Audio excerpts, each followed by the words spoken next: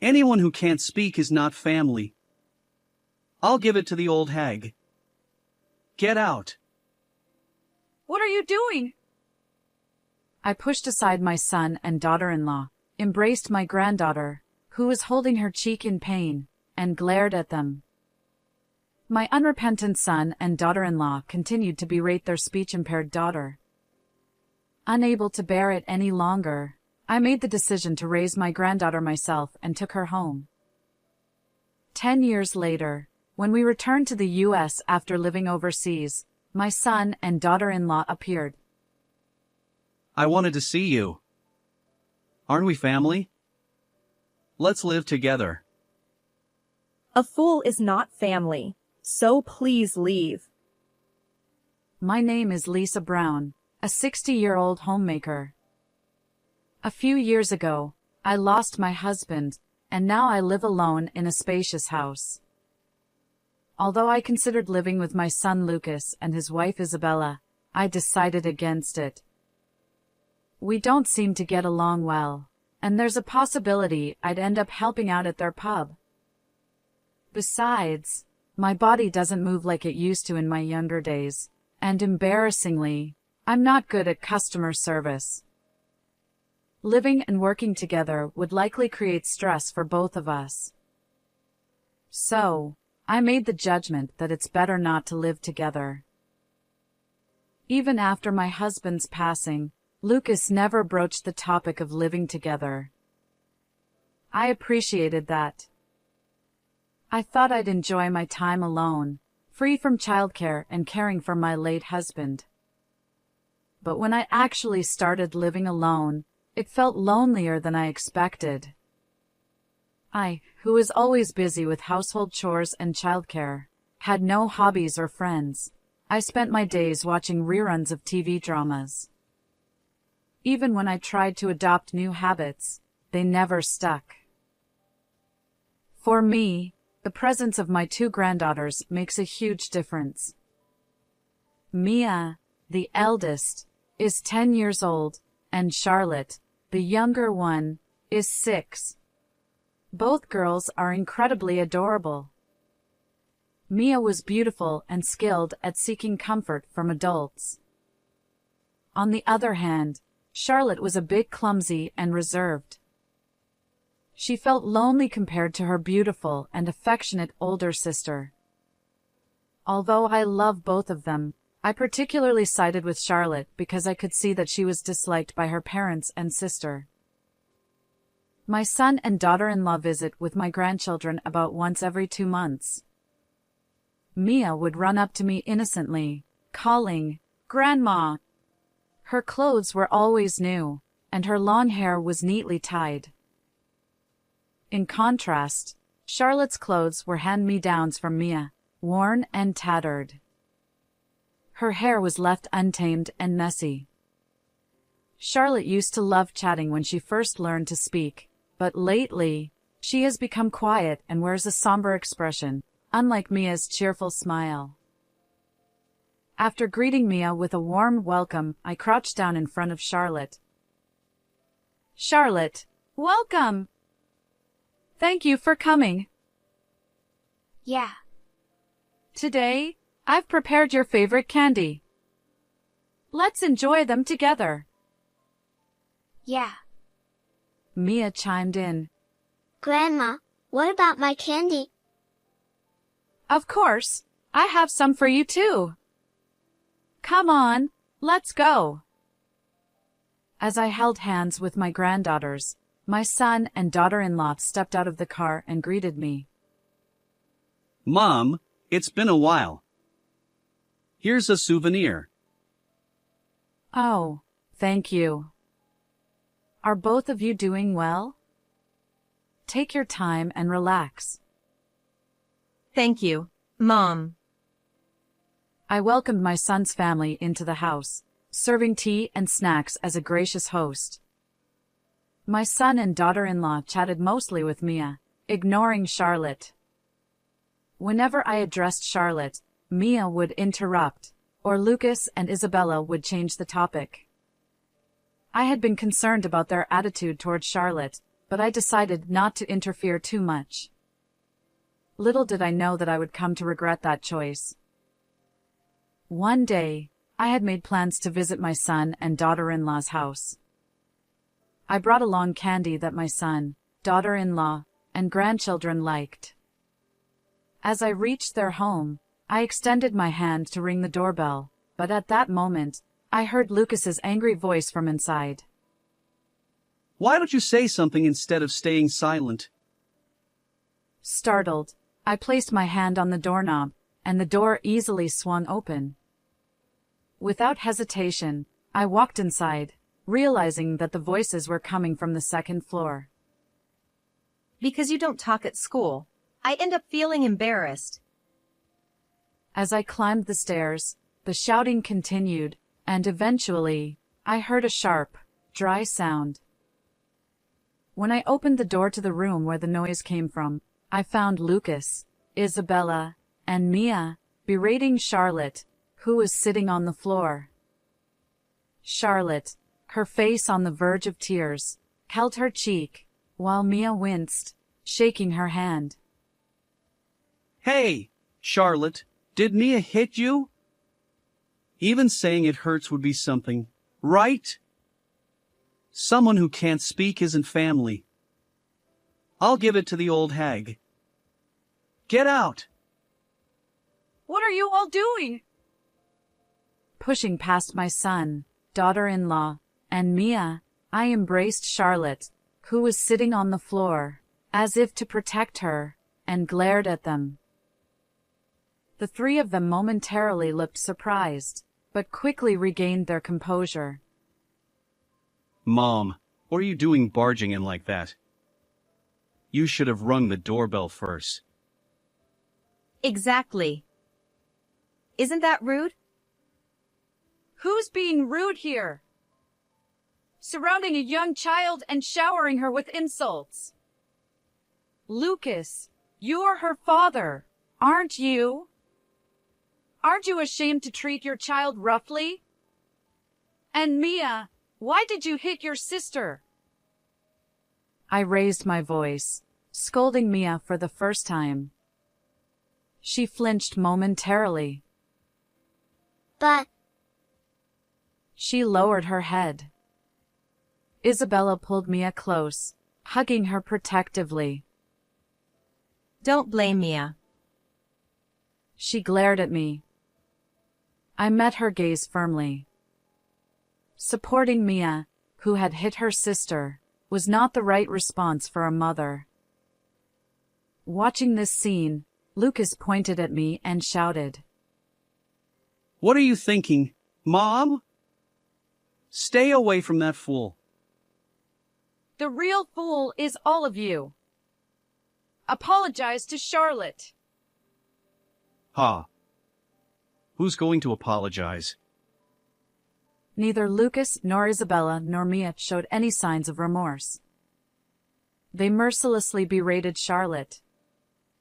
In my arms, she looked vacant, weakly gripping my clothes.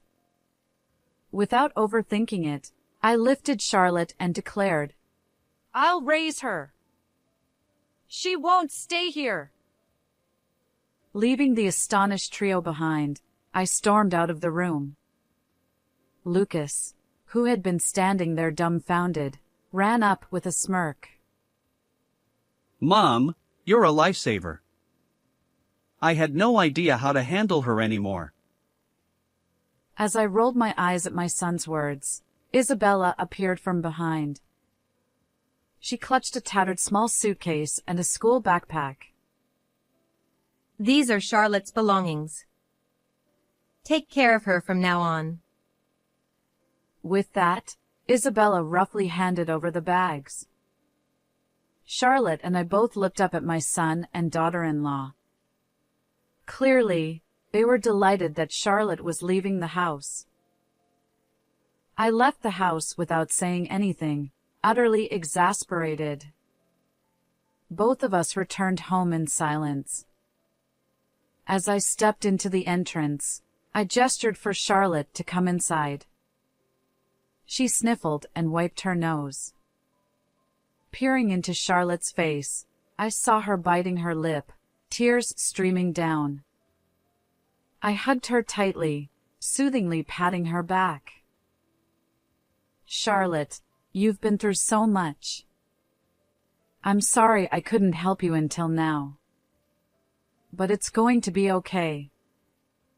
From now on, Grandma is on your side. I'll protect you." And so, I began living with Charlotte. Perhaps due to the wounds inflicted by her parents, she doesn't speak. Even attempting a simple good morning doesn't yield any words. According to her school teacher, she can't communicate with classmates or teachers either. Worried, I took her to the hospital for an examination. The diagnosis: selective mutism. The doctor speculated that the intense stress from her parents and sister had caused severe anxiety and fear, rendering her unable to speak. Now that her environment has changed, with time, she might eventually find her voice again. On my way back from the hospital, I bought a cute notebook and pen for Charlotte. "All right, Charlotte. If you ever want to convey something to me or anyone else, write it down in this notebook or draw pictures." And little by little, practice saying the written words out loud to communicate with others, I explained. Charlotte promptly opened the notebook and began writing with the pen. As I silently watched, she showed me the page. It read, "Thank you, Grandma," along with a drawing of my face. Charlotte opened her mouth, attempting to say thank you and mustering the courage to speak. But her voice didn't come out, and she sadly closed her mouth, looking down. "You're doing great, Charlotte. Let's keep practicing little by little. Well done. Full marks," I praised, gently patting her head. She looked up, revealing a faint smile. With the notebook and pen I had given her, Charlotte started communicating at school as well. Perhaps gaining confidence, she gradually started speaking, and 2 years later, she could converse normally. Charlotte would come home from school and immediately share her day's events with me. "Grandma, today at school." Seeing her lively and well-adjusted, I felt a deep sense of relief. One day, I visited the school for a parent-teacher-student conference. As I entered the classroom, a kind teacher greeted me. Charlotte and I both greeted the teacher and took our seats. While discussing my granddaughter's school life and home situation, Charlotte squirmed shyly. The teacher then showed us Charlotte's academic progress. The graph had been steadily rising since she started living with me, and now it shot up significantly. I believe this is because she's so diligent in her studies. Lately, she's been reading challenging books and practicing problems every day, I said, patting Charlotte's head. Since she started speaking, she had become increasingly studious. At home, she tackled difficult books and proudly showed me her perfect test papers. I framed each one and displayed them on the wall, beaming with pride. The teacher suggested an IQ test at the hospital. "An IQ test?" I asked. The teacher replied, "Charlotte shows a high potential for being gifted." Gifted refers to children with innate high abilities. Charlotte's intelligence seems to rival that of adults. Given her remarkable talent, it's essential to provide an educational environment that matches her abilities. So, I promptly took Charlotte to the hospital for an IQ test. As predicted by her school teacher, she turned out to be gifted. I couldn't contain my surprise at discovering such wonderful abilities in my granddaughter. When I asked her about school, she responded disinterestedly. Honestly, it's too easy and boring. I want more challenging studies. But if I tell the teacher, it becomes complicated. Her words left me pondering. Could Charlotte pursue the studies she desires here in this town? She likely aims for middle or high school level material. Could she handle that while still in elementary school? I consulted the teacher, who informed me about French schools that accommodate accelerated learning. Apparently, France might offer the challenging studies Charlotte craves. It occurred to me that my late husband's brother worked in France. Although we hadn't been in touch since his passing, I thought he might be able to help. I reached out to him, and he assured me he could support us during our time in France. Relieved, I suggested studying abroad in France to Charlotte. I'd like to go if you're with me. But I want to wait until after graduating from elementary school. All right, understood. Until you graduate, I'll make sure to learn some French too. With that settled, Charlotte smiled, reassured. She created many memories during elementary school and successfully graduated. She exchanged contact information, allowing her to connect with friends even overseas. I kept the study abroad plans a secret from my son and daughter-in-law. After all, if they discovered their gifted daughter was studying abroad, they might try to reclaim her for their own purposes. Charlotte quickly adapted to life in France and skipped ahead in her studies. Seeing her happily talk about how much she enjoys learning, I knew coming to France had been the right decision. Her talent is truly remarkable. After studying abroad in France for a few years, she enrolled at the University of Oxford in the United Kingdom, where she studied business. And then, she went on to start her own company. Charlotte is determined to repay me. But honestly, I've already received more than enough. After all, she has grown into an impressive adult under my care. Her achievements have made headlines in France and spread worldwide, likely making her a well-known figure even in the United States. I wonder what my son and daughter-in-law think of her success. If only they regretted their past mistreatment of her. 10 years after Charlotte started her company, she and I returned to the United States for work. We rented a new apartment and settled into our lives. One day, the apartment intercom buzzed. Assuming it was a circular notice, I opened the door without any caution. To my surprise, it was my son and daughter-in-law. Long time no see, Mom. How have you been? Lucas and Isabella, why are you here? Despite changing my contact information and living far from our previous home, they found me. Ignoring my astonishment, Isabella spoke up. Hey, is Charlotte here? I've come to see you after a long time. What business do you have? Don't get near her. Don't be so cold, Mom. We're Charlotte's parents. Exactly, Mom. Charlotte is here, right? Please let us meet her.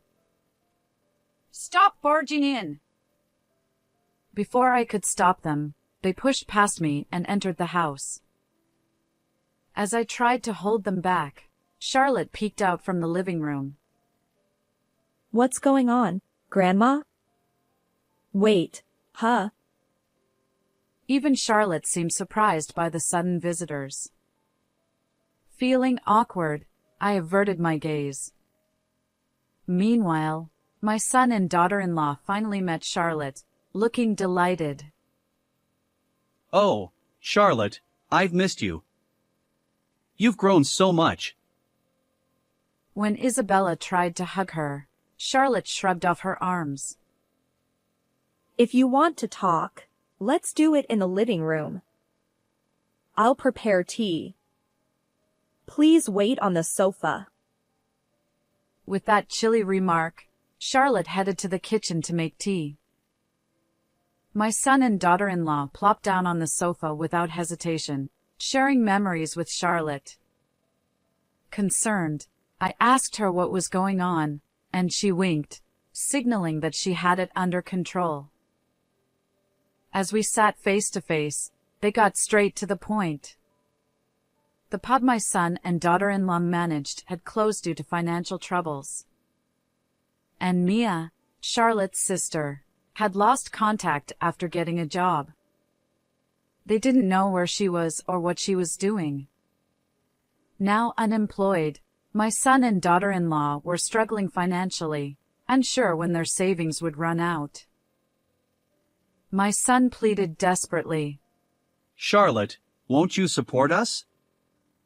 You left home at 6, but until then, we raised you. Show some filial piety.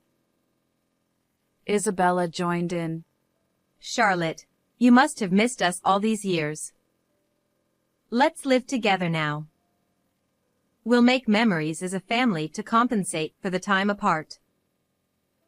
Helpless and embarrassed by my son and daughter-in-law's clinginess, I couldn't bear to watch. How did my son turn out like this? Where did I go wrong in raising him?